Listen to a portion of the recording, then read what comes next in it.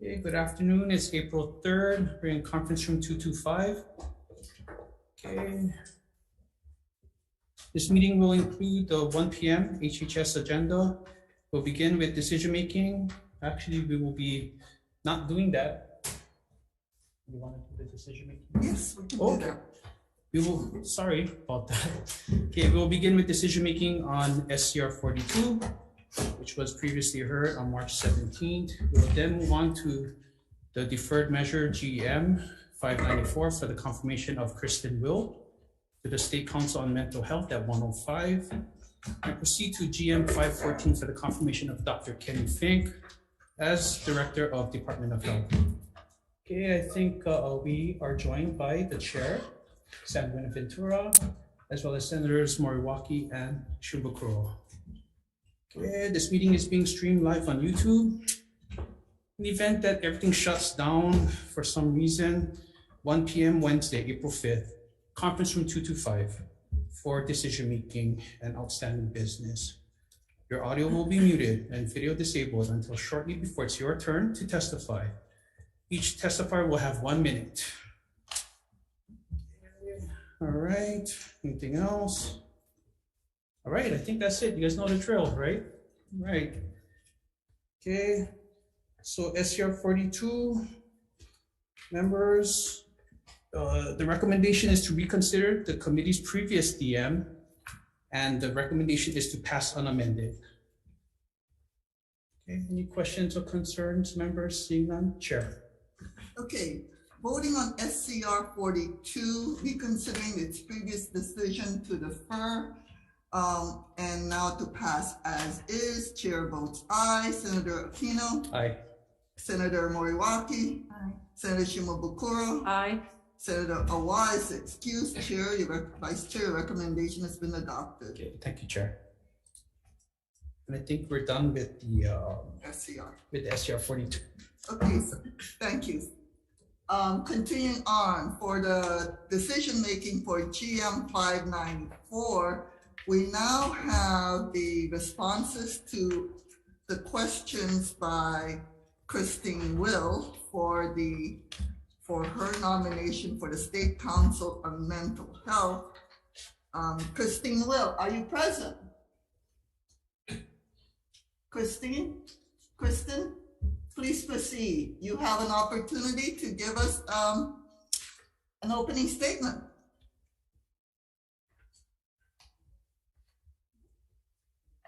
Okay, IT, could we unmute Kristen Will? She is unmuted. I think she needs to change which mic she's using under her audio settings. Okay, Kristen Will, could you change your mic? Is that possible? Her audio settings in the bottom left corner.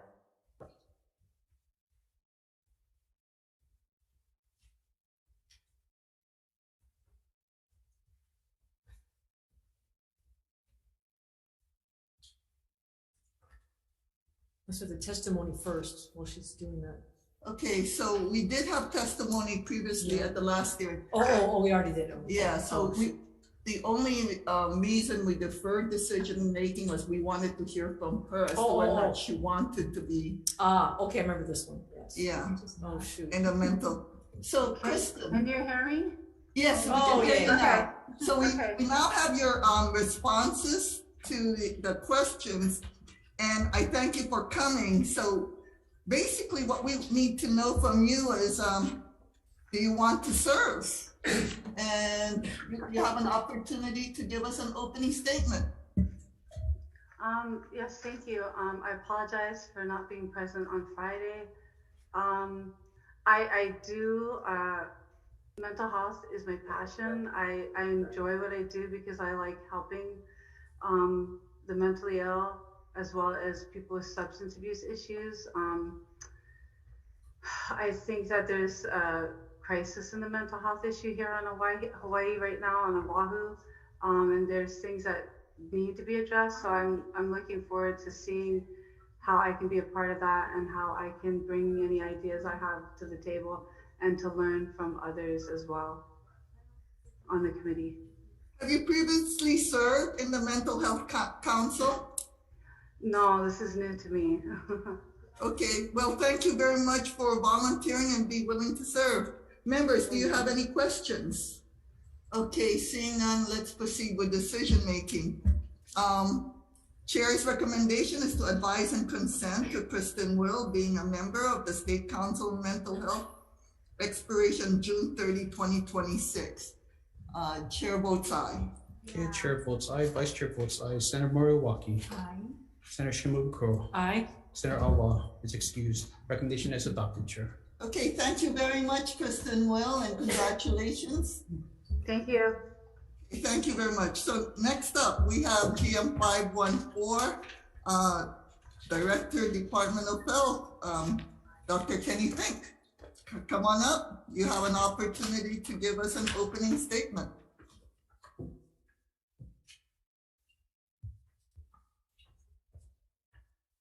Aloha, Chair San Benaventura, Vice Chair Aquino, Senator Moriwaki, and Senator Shimabukuro.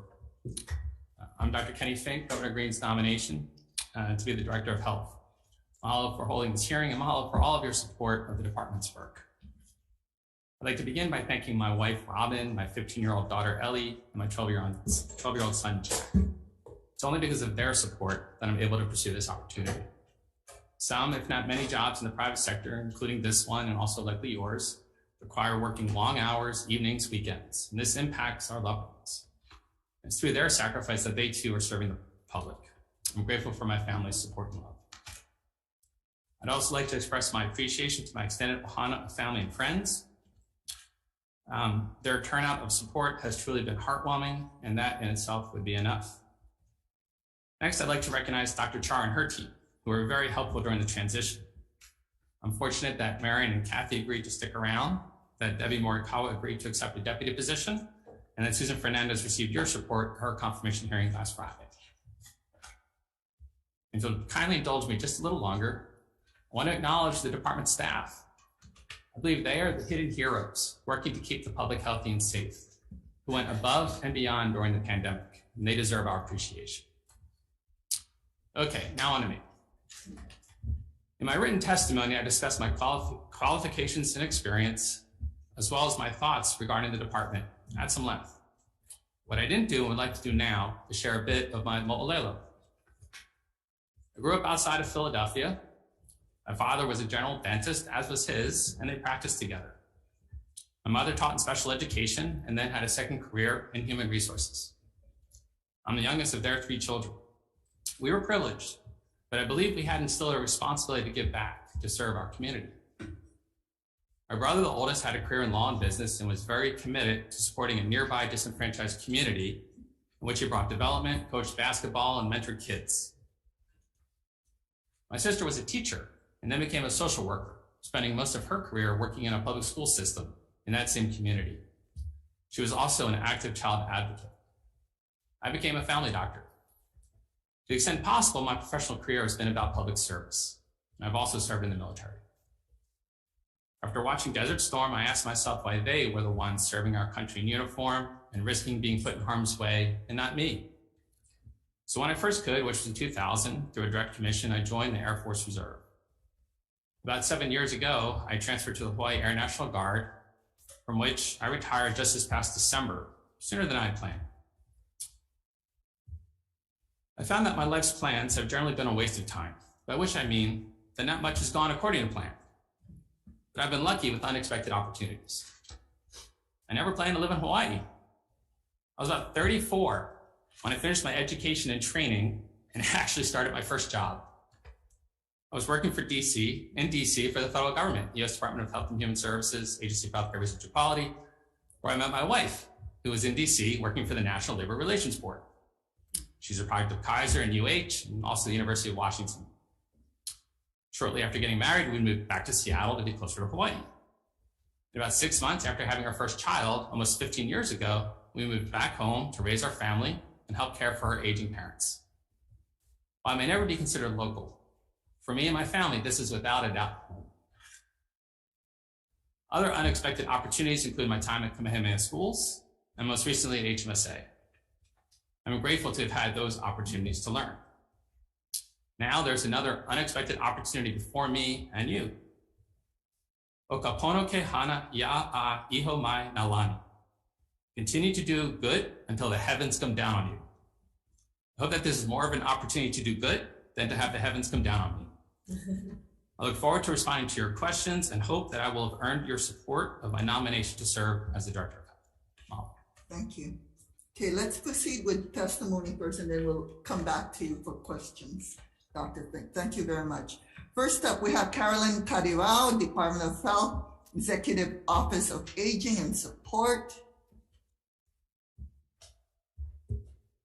Good afternoon, Chair, Vice Chair, members of the committee. Christina Valenzuela here on behalf of Caroline Kadirao, Director for Executive Office on Aging. We stand in strong support of this nomination. Thank you so much. Okay, thank you. Next up, we have Polly Watson, Director, Department of Hawaiian Homelands and Support. Sabrina Nasser, Department of Budget and Finance and Support. Ernest Lau, Board of Water Supply and Support. Luis Salvera, Department of Budget and Finance and Support. Jordan Lowe, Director, Department of Law Enforcement and Support. Dr. Josh Green, Governor, State of Hawaii and Support.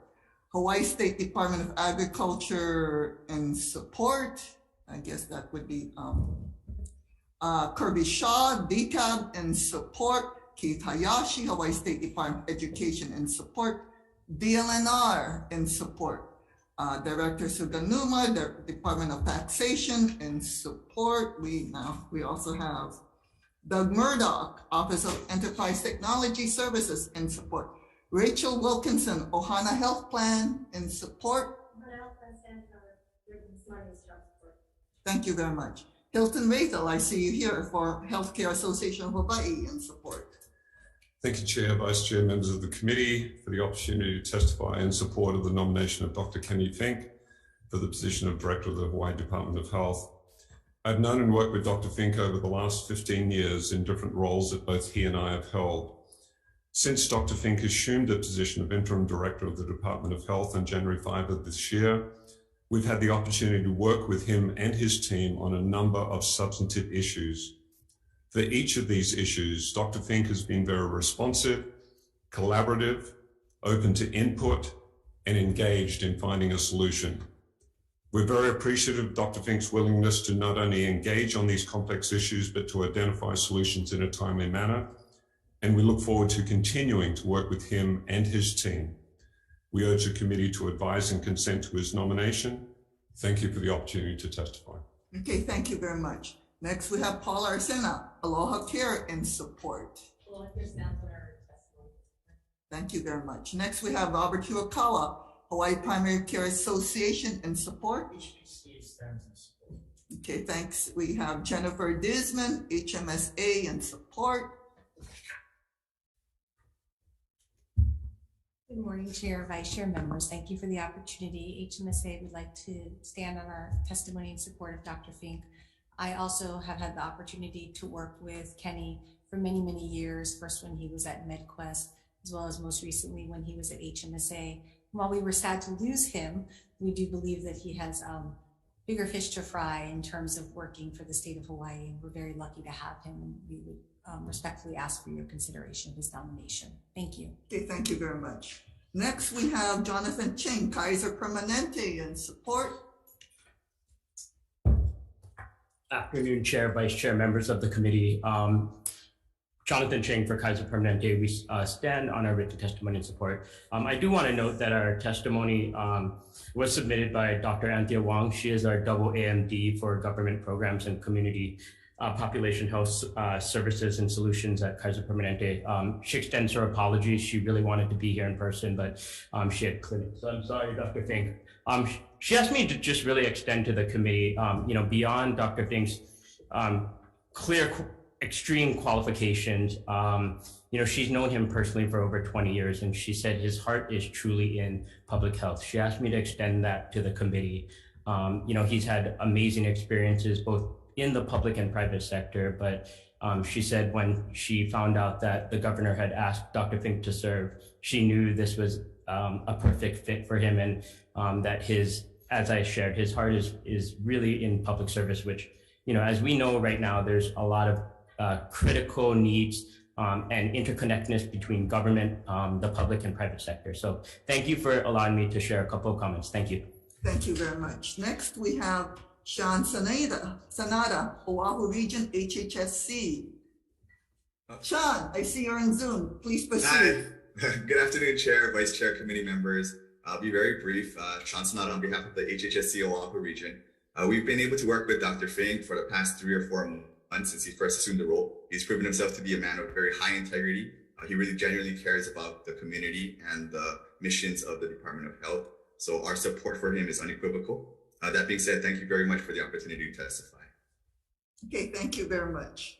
Next, we have Michael Robinson, Hawaii Pacific Health in support.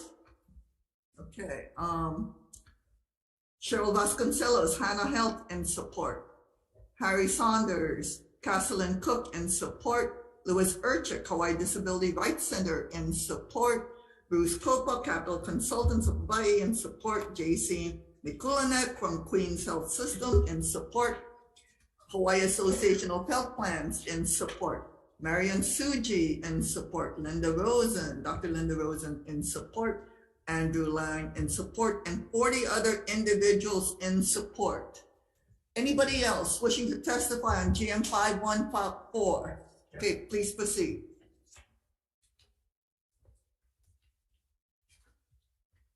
Good afternoon, Chair, Vice Chair, committee members. Joseph Campos, Deputy Director, Department of Human Services, here to testify and also give apologies for the late testimony.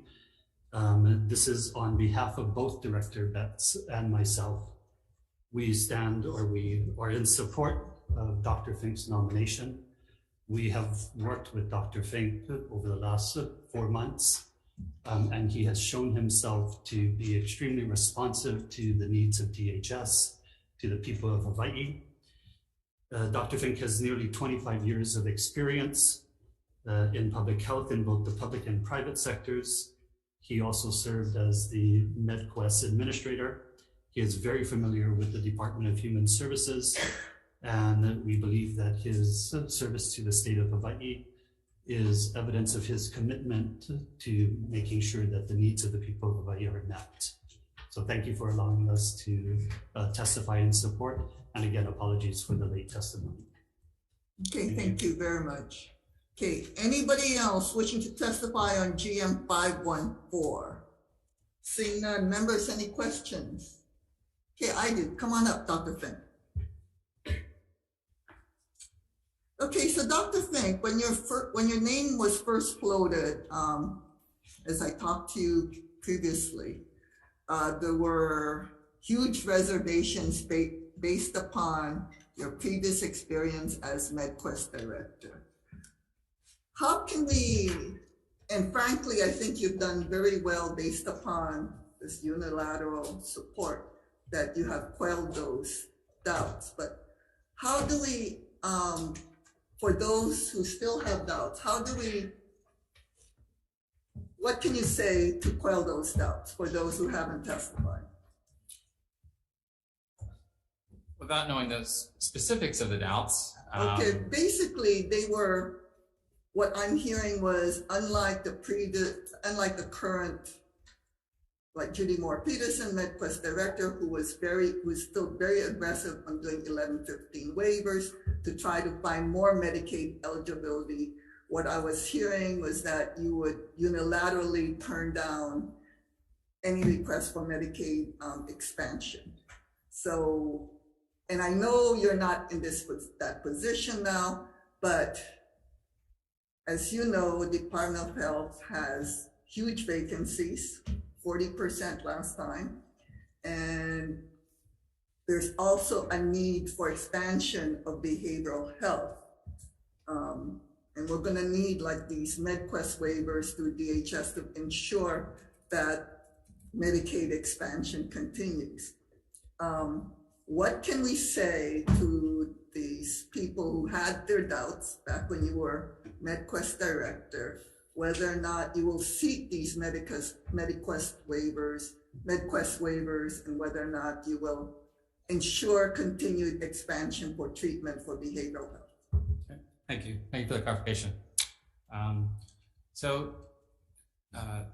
this is the best of my recollection. This was about a decade ago. I think during my tenure as the MedQuest Division Administrator, there were two key things that occurred in that time frame. One was the Great Recession. And during that time, I was tasked with reducing our budget by 100 million general funds. So there was a significant limitation based on the time and those constraints for what we were able to do.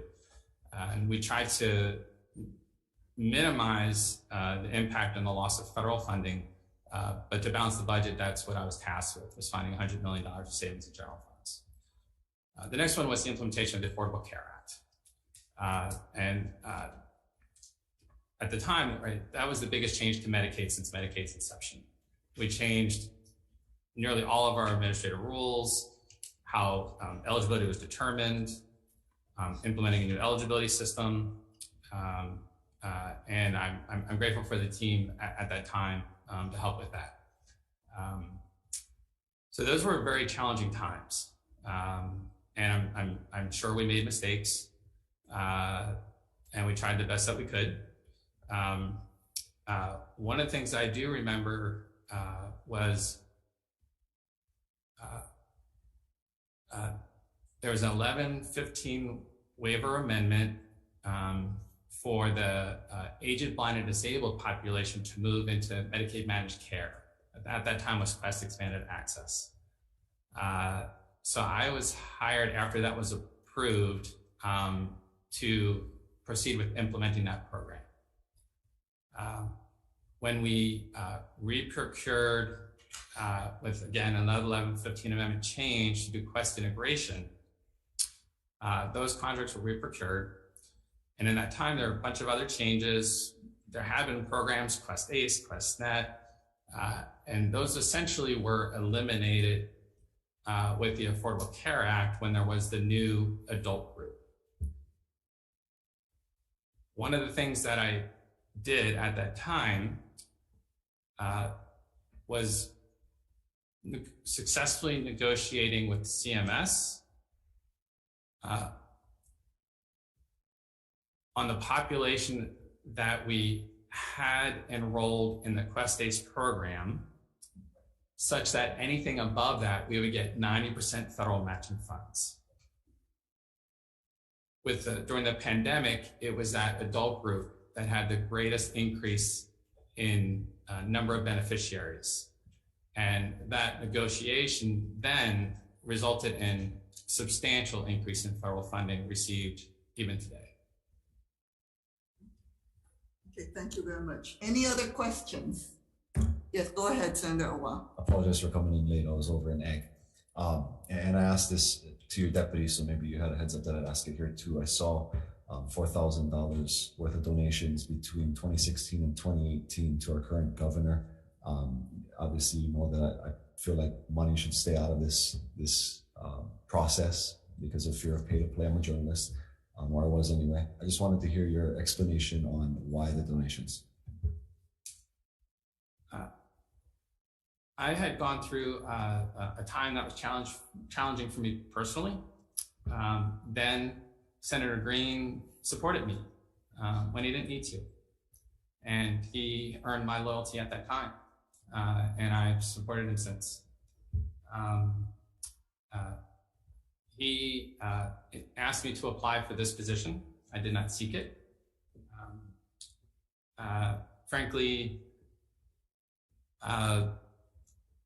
more work, less pay, more public scrutiny, more hardship on my family. I really had to discuss at length with my family if this was okay for us.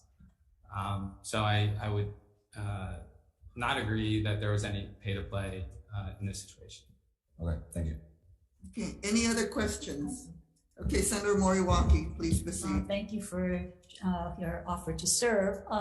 You have a large department, so one of the largest in the state, and there's multiple areas of public health that you're responsible for, and some have more challenges than others. And we saw it, the challenging times during the pandemic.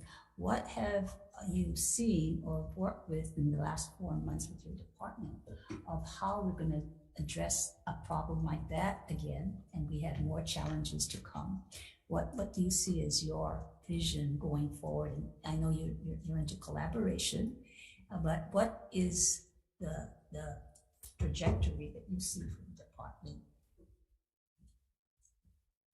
I think one of the most important things, and foundationally, is that the department is seen as a trusted resource and partner.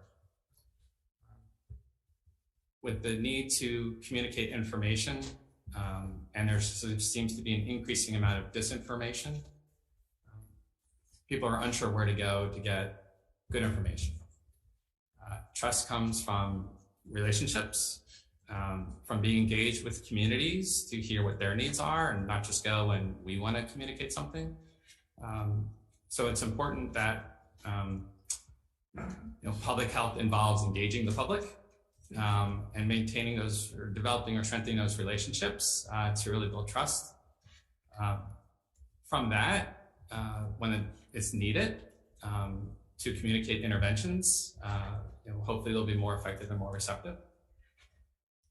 One more thing, I think your deputy mentioned the interest in metrics of outcomes and looking at your measures of effectiveness. A lot of it is activities, and we had in Ways and Means today the Budget and Finance Director saying he's going to look at the program memoranda and look at outcomes from the departments and how you might be measured for serving the public. Do you have any, at least from your 4 months and previous work with the department, see some measures of effectiveness that the department should be pursuing? As part of my onboarding, I've asked every division to basically prepare a briefing for me, and that briefing incurs what does success look like? What are the activities to get there? And how do you measure success? So we're going through that process. We'll be looking at the variance report, which also has the metrics for our budget, to see what are the best indicators of the desired outcomes. In some areas of public health, there will be quantifiable outcomes. Timeliness to receive a vital record certificate. Other interventions have a long lead time, so that what we're able to measure today may reflect an intervention a year or two ago. And with some of public health, where we're preventing something from occurring, it is difficult to measure something you've avoided. And if we use an evidence-based intervention, then we necessarily would need to measure the process measure to be able to know how many deaths from heart attacks did we prevent. So I understand and agree with the need to be able to have outcomes that are meaningful and to measure the right things. In that regard, going back to the vacancy question, you've got over 800 vacancies, and looking at where the vacancies are and looking at what your outcomes, desired outcomes might be. Some of those vacancies may be reclassified, reconsolidated, or looking at what the competencies are that you might need, which are different than what it was when first established. And how might you look at that, or are you looking at that, so that you're not just adding positions or filling positions that you may or may not need as you look at what your outcomes should be?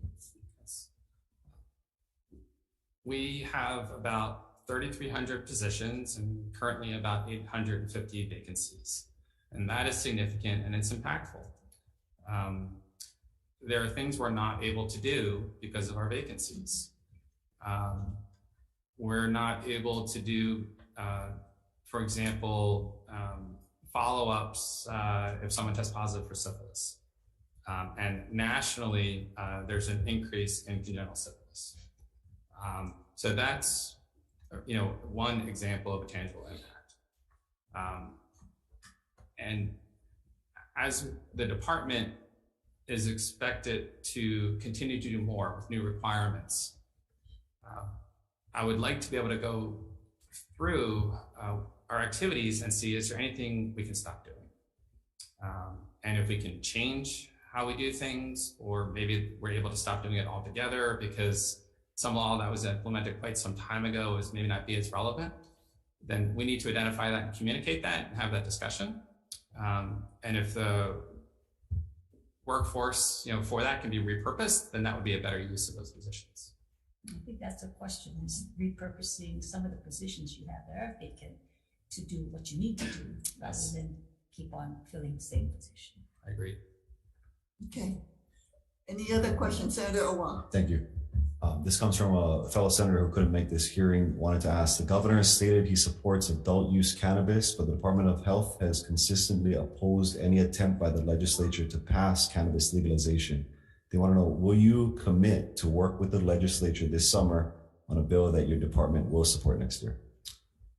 I believe our testimony has consistently been to provide comment, and we've not taken a position to oppose. I will say that with medical cannabis, the health benefit would be addressed in that program. With recreational cannabis, I believe the evidence would indicate that the net harm would outweigh the net benefit from a health perspective. So I will say today that I believe recreational cannabis would have net harm to the public health. However, that's different from making it legal. Tobacco is net harmful and it's legal. So we're here just to provide information on the health impact, and that's our comments. And we're happy to work to how we can mitigate the health impact. Is there something, just follow me personally from hearing your response, is there something that could be done to change that? I guess from what I hear, you can't change tobacco and make it good for you. Is there anything that could be done in the case of marijuana to get the Department of Health to get on board something it could support? Again, we will provide input. We want to be a partner, and if there's a will, we'll be here to see how we can minimize the impact. We understand that's a policy decision, and again, we're here just to provide information and see how we can work to address potential concerns. Yeah, so I think the concern is basically if the will of the legislator, because it's policy, as well as the will of the governor, because the governor has stated so in the campaign, is to have some form of legalization. Will the Department of Health stand in its way, or will it just provide comments? So we will comply with any law or policy to the best of our ability. Okay. And frankly, what do you see since you've been as a director, what do you see as the biggest problem with the Department of Health, other than the 850 vacancies? That would be my top 3 problems. Okay. And I think on top of that, I think this was addressed previously, we're still coming off of the pandemic. And the people that have been there, they're tired, they're burnt out. We're working on improving morale. It's really caring for our staff. It's recognizing what they've been through. It's supporting balance in their lives. The folks from the department understand that when we have our division directors meeting, this is what I emphasize. It's how do we take care of our workers to get them to a place that they can continue to do the work to support the public. So it is absolutely my laser focus on trying to take care of our staff. Okay, you said top 3. Vacancies, morale, what's your third one? Well, I would say it's that combined. If you get beyond that, we know that there's other needs. And I addressed some of those in my testimony. I can't sit here and not talk about mental health or Red Hill or other issues right in front of us. In addition to addressing those issues right before us, how do we anticipate the next issue and prepare for that as well?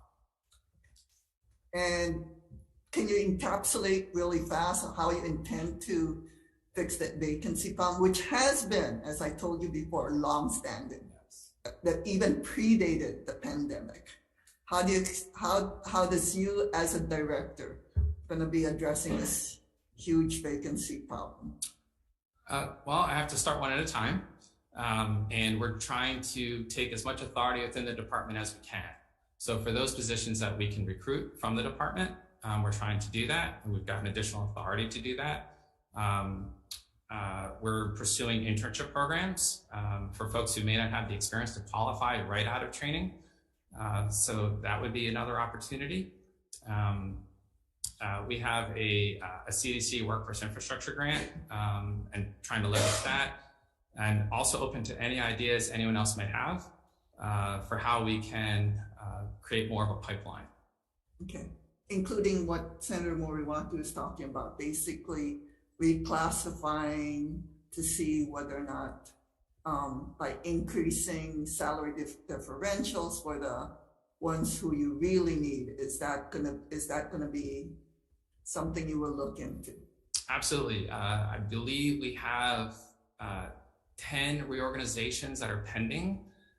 So some of those positions are kept vacant to facilitate the reorganization. I anticipate there will be some redescribing of some of those positions. So we very much will be looking at this. Okay, because if you don't fill those vacancies, your morale is gonna continue to decrease, Yes. right? Okay, any other questions? Okay, Senator Moriwaki. On telework, it's been front and center for the Senate anyway, and the policy that was just ratified.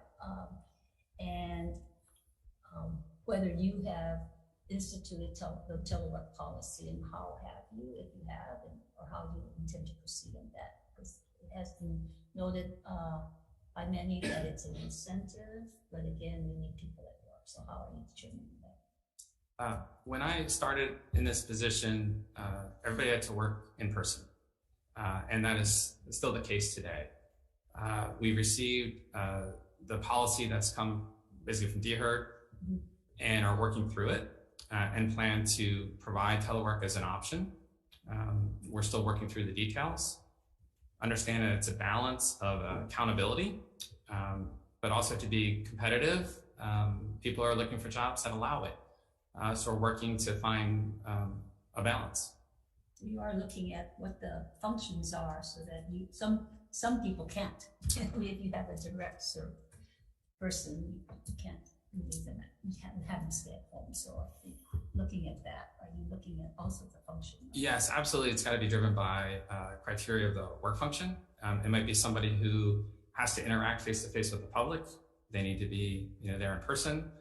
For someone who may just be starting out, they may need to be in person to learn and have supervision.